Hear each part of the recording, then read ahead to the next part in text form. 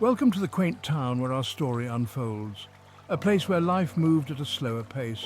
And the biggest news was Mrs. Higgins's prize-winning zucchini.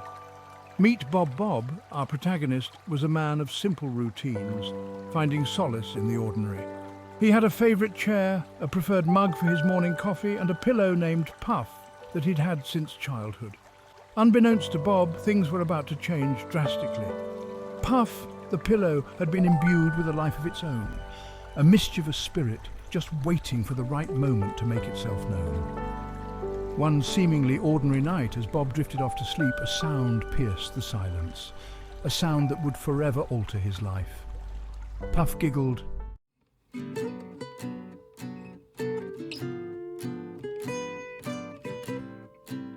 Bob was a man of simple pleasures. He found joy in the everyday, the mundane. Give him a cup of coffee and a good book, and he was content. He had a routine for everything, a place for everything, and he liked it that way. He wasn't boring, not exactly. He was just comfortable. Bob lived in a small, tidy cottage with a picket fence that he painted himself every spring. His days were spent working at the local library, where he was beloved by the children for his patient demeanour, a knack for recommending just the right book. Evenings were dedicated to his hobbies, stamp collecting, model trains, and listening to old jazz records. His life was a tapestry woven from routine and predictability, a soothing symphony of the ordinary. He liked knowing what to expect, when to expect it. Change was not something he embraced easily. He preferred things to remain just so. And so they did, until Puff decided to shake things up.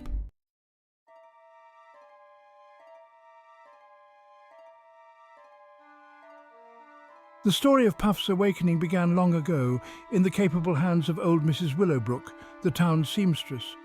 Mrs. Willowbrook was known for her magical quilts, each stitch imbued with warmth and whimsy. But unbeknownst to the townsfolk, Mrs. Willowbrook possessed a secret, one she guarded closely.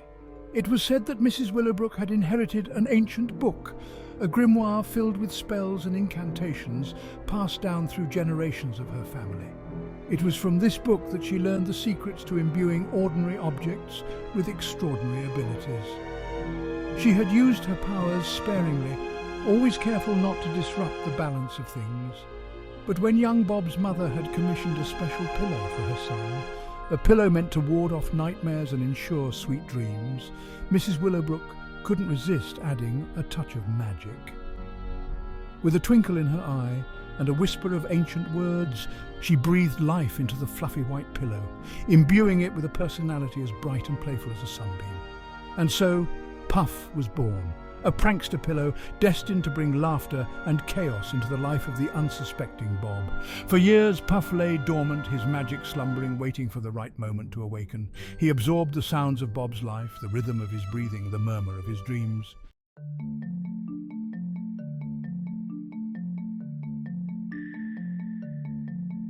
Bob tossed and turned, caught in the throes of a particularly vivid dream. He dreamt he was being chased by a giant fluffy bunny rabbit wielding a carrot like a sword.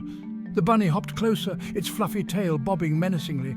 Bob's heart raced. He tried to run, but his legs were filled with lead. He was trapped. Just as the bunny was about to strike, a strange sound pierced through the dream, jolting Bob awake. It was a giggle, soft at first, then growing louder, more insistent. Bob sat up in bed, his heart pounding, his breath coming in short, panicked gasps. He looked around the room, his eyes struggling to adjust to the darkness. "Who's there?" he whispered, his voice hoarse with sleep and fear. The room was silent except for the gentle ticking of the clock on his bedside table. Bob chided himself for being silly. It was just a dream. He lay back down, pulling the covers up to his chin, and that's when he heard it again. The giggle, unmistakable this time. It was coming from his pillow. Bob froze, his blood turning to ice.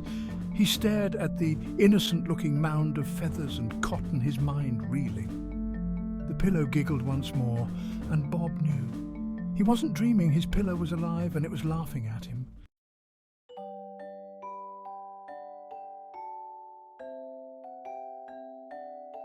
Did you just laugh? Bob stammered, his voice barely a whisper. He couldn't believe his ears. His pillow, his trusty companion for countless nights, was chuckling at him. Of course I laughed. You should have seen your face, Bob. You looked like you'd seen a ghost or maybe a talking pillow.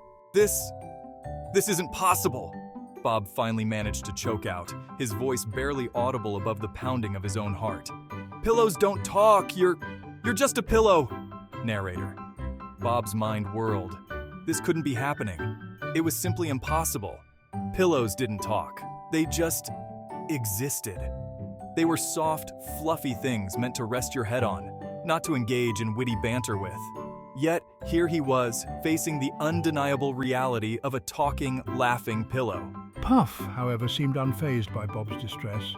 If anything, it seemed to find his reaction rather amusing.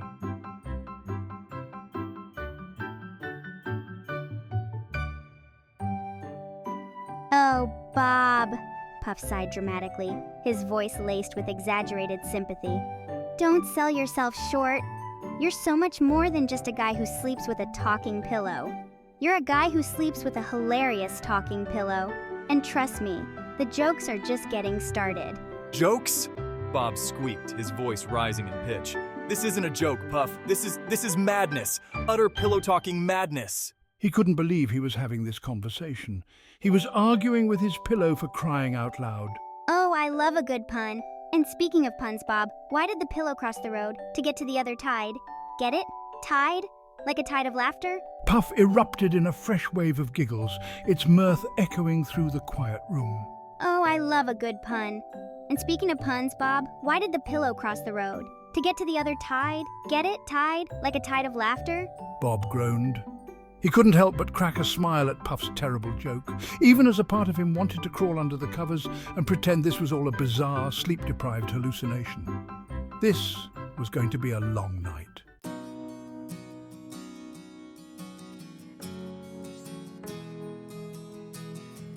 Okay, Puff, Bob began, his voice taking on a measured tone. Let's be rational about this. How is it even possible that you're talking? What are you, some kind of government experiment gone wrong? Did someone slip something into my chamomile tea? Bob, you wound me. I'm not some scientific experiment. I'm Puff, your loyal, hilarious pillow. And I haven't a clue about chamomile tea. But I do know a good knock-knock joke when I hear one. Bob pinches the bridge of his nose, trying to massage away the oncoming headache. He knows he won't win this argument. Puff, please, Bob pleaded, rubbing his tired eyes. I'm too old for this. I just want to go back to sleep, wake up in the morning and pretend this never happened. He knew it was a futile hope, but a man could dream, couldn't he? Sleep? Who needs sleep when you have laughter? And besides, Bob, the real fun is just beginning. Wait till I tell you about my plans for tomorrow morning. It involves a whoopee cushion, your boss, and a very important meeting. Bob groaned internally. It seemed that his nights of peaceful slumber were now a thing of the past.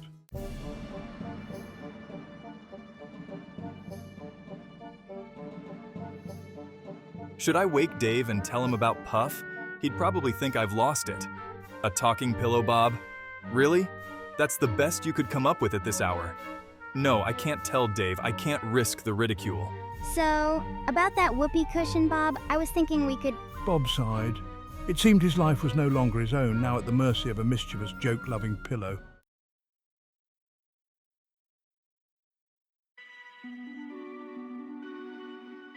How can I possibly keep this hidden? What if Puff starts talking during dinner or a staff meeting?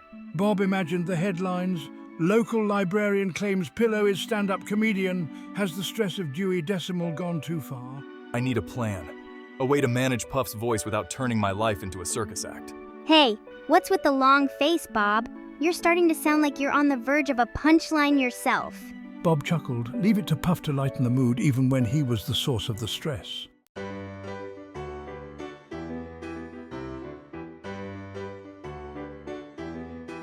Maybe I'm overthinking this. Maybe having a talking prankster pillow isn't the worst thing in the world. That's the spirit, Bob. Who needs a therapist when you have a talking pillow who cracks jokes for free? Plus, think of the material. We'll be the hottest comedy duo since Abbott and Costello. Bob had to admit the thought of him and Puff, a man and his pillow, taking the comedy world by storm was strangely appealing. It was absurd, ridiculous, and utterly impossible. And yet, for the first time that night, Bob felt a glimmer of excitement. Perhaps, just perhaps, this wasn't the disaster he'd initially imagined. Perhaps this was the start of something truly special, a life less ordinary, filled with laughter, pranks, and the unique bond between a man and his talking pillow.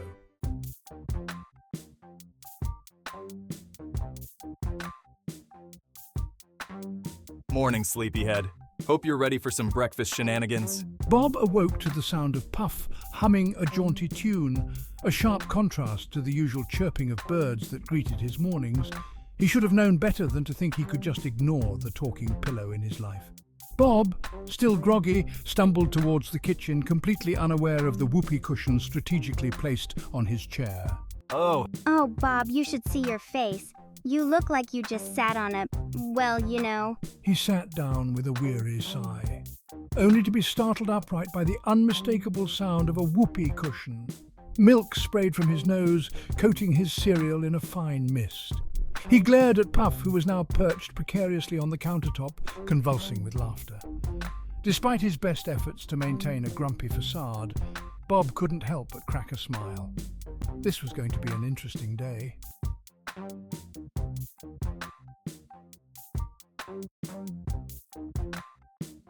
The commute to work was usually a mundane affair for Bob, a time for quiet contemplation and the occasional podcast.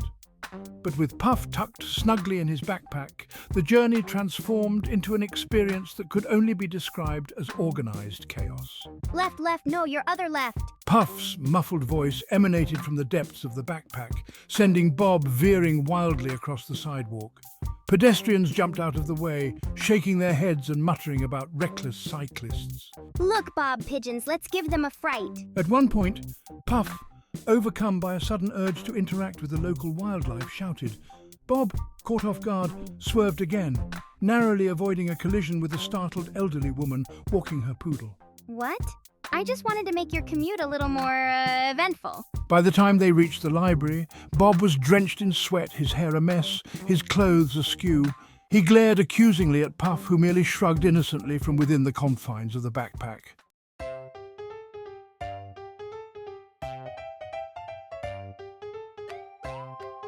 The library was usually Bob's sanctuary, a place of quiet whispers, the comforting scent of old books, and the gentle hum of turning pages. However, with Puff's arrival, the atmosphere took on a decidedly more animated quality. Psst, Bob. Check out Mr. Henderson's comb-over. Looks like a squirrel died on his head.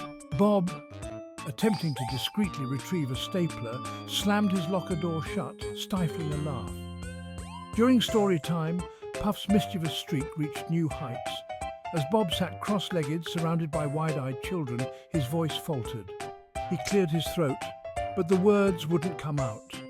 He looked down to see Puff, nestled in his bag, muffling his words with a mischievous glint in his button eyes.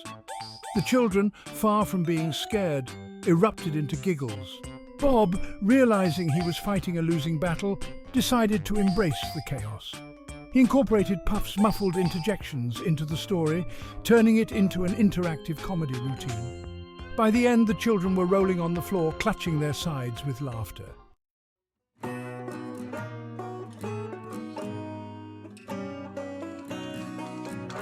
Word of Bob's talking pillow spread through the library like wildfire. Lunch breaks became less about quiet sandwiches and more about witnessing the spectacle that was Bob and Puff's comedic partnership. Bob, initially mortified by the attention, found himself warming up to the role of straight man to Puff's outlandish jokes. As Puff regaled the group with his latest string of puns, Bob couldn't help but marvel at how quickly his life had changed. He had a talking pillow, a newfound talent for comedy, and a workplace that felt more like a family than ever before. Their lunchtime antics became the highlight of the day, a much-needed dose of levity in the otherwise predictable routine of library life. Even the most reserved co-workers found themselves drawn into the infectious laughter, their own anxieties and frustrations momentarily forgotten.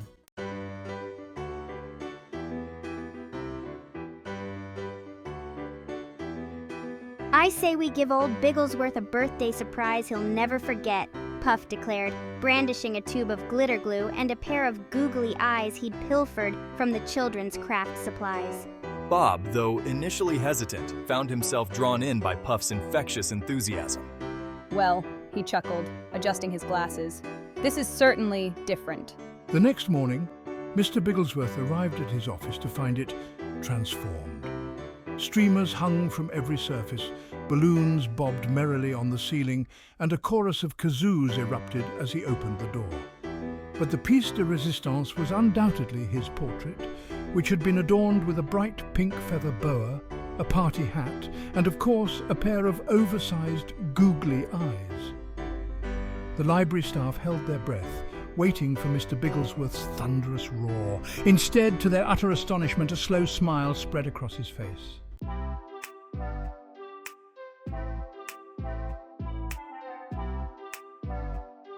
Unbeknownst to Bob and Puff, one of the library patrons, a tech-savvy teenager with a penchant for capturing the unexpected, had filmed their lunchtime escapades. The video, titled "Talking Pillow Pranks Librarian," was uploaded to YouTube, where it quickly gained traction. Overnight, Bob and Puff became an internet sensation. Their story was picked up by local news outlets, then national, then international. They were interviewed on morning talk shows, featured in magazine articles, and even received a shout-out from a late-night comedian. The library was inundated with calls from talent scouts, producers and agents, all eager to sign the comedic duo. Bob, still struggling to comprehend the magnitude of their fame, found himself fielding calls from Hollywood executives, while Puff, ever the showman, practiced his autograph. As Bob watched their story unfold on the evening news, a single thought crossed his mind. Life with a talking prankster pillow was never going to be dull. He had a feeling this was just the beginning of a very strange and very funny adventure.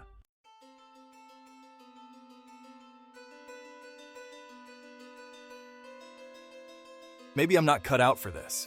Maybe I should just pack it all in, return to my old life, and pretend this whole talking pillow episode never happened. I owe it to myself, to my sanity, to try to reclaim my former life. The whirlwind of the past few weeks had left Bob feeling utterly disoriented. Gone were his peaceful evenings spent with his stamp collection and jazz records. In their place were endless phone calls, meetings with slick-haired agents, and a constant barrage of camera flashes. Even Puff, usually the epitome of boisterous energy, seemed to sense Bob's unease. He had toned down the pranks, his jokes less frequent, his laughter softer, as if he too was grappling with the magnitude of their unexpected situation. Bob had never craved the limelight.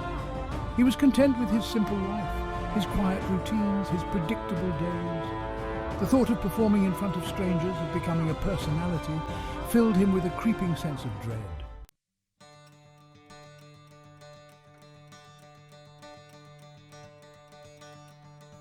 What are you doing, Puff? I haven't agreed to anything yet. This whole thing, it's all happening too fast. I'm not sure I'm cut out for this whole showbiz life.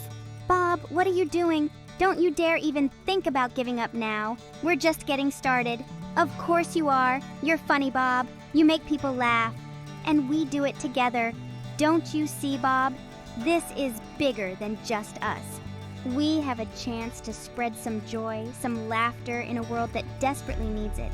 And who better to do it than a man and his talking pillow? Puff, however, was having none of it. He puffed himself up to his full height, his voice ringing with conviction. Bob, his resolve weakening under Puff's relentless enthusiasm, couldn't help but smile. Maybe Puff was right. Maybe they could do this together. Maybe they could make the world a little bit brighter, one laugh at a time.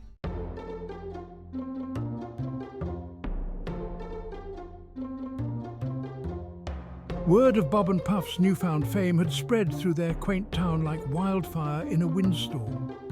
Overnight, they had become local celebrities, their faces plastered on flyers for the upcoming talent show, their names whispered with a mixture of awe and amusement. Even old Mr. Grumbly, who hadn't cracked a smile since the great pumpkin fiasco of '87, was overheard chuckling about one of Puff's jokes at the post office.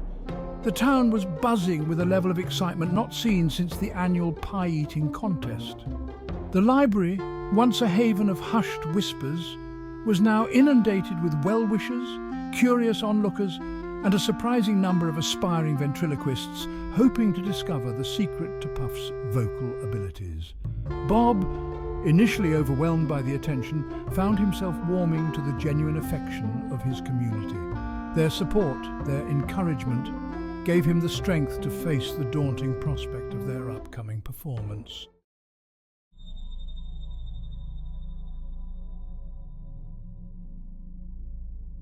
Remember, Bob, clear enunciation, good eye contact with the audience, and for goodness sake, try to act surprised when I deliver the punchlines. The night of the town's annual talent show arrived, bringing with it a wave of nervous anticipation. Backstage, a cacophony of sounds filled the air, the tuning of instruments, the chattering of nervous performers, and the unmistakable sound of Puff, gargling with a mixture of water and fabric softener to prepare his vocal cords, or whatever passed for vocal cords in a pillow.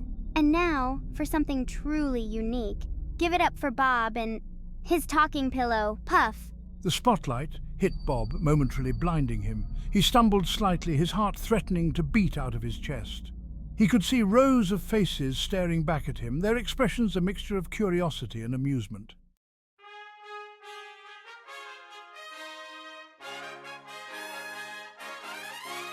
Wake me up when it's over. The silence hung heavy in the air as Bob, momentarily blinded by the stage lights, fumbled for his opening line.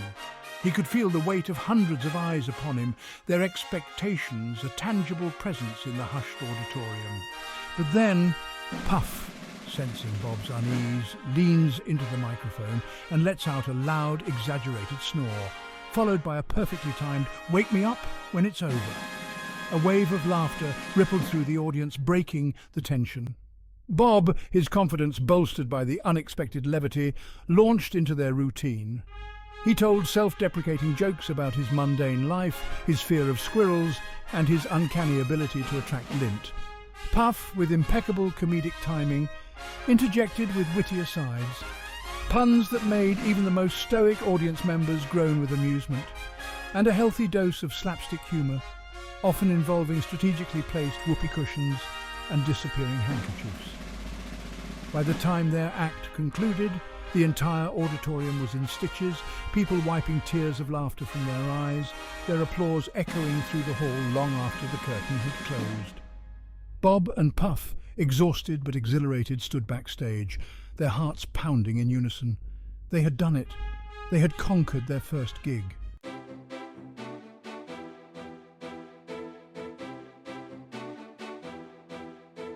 The talent show proved to be their launchpad to stardom.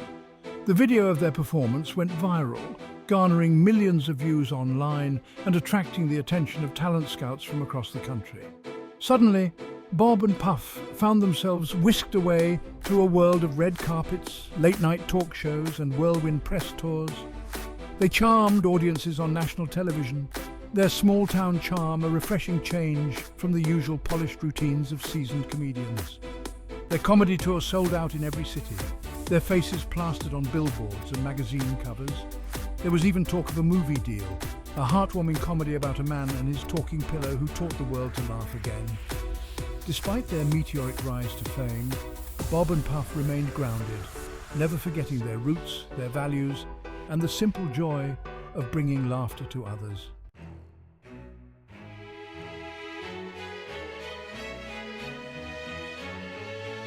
You know, when this whole thing started, I was terrified. I didn't want my life to change. I liked things the way they were. But then I realized something. Laughter is a powerful thing. It has the power to heal, to connect, to remind us that no matter what life throws our way, we can always find a reason to smile. Puff and I, we're not here to change the world. We're here to remind people that it's okay to laugh, to be silly, to embrace the absurdity of it all. Life is too short to be taken too seriously, so find something that makes you laugh, something that brings you joy, and hold on to it tight. As the applause washed over him, Bob glanced at Puff, who was beaming with pride. They had stumbled into this crazy adventure, but they'd found their purpose: to spread laughter, one pillow talk at a time.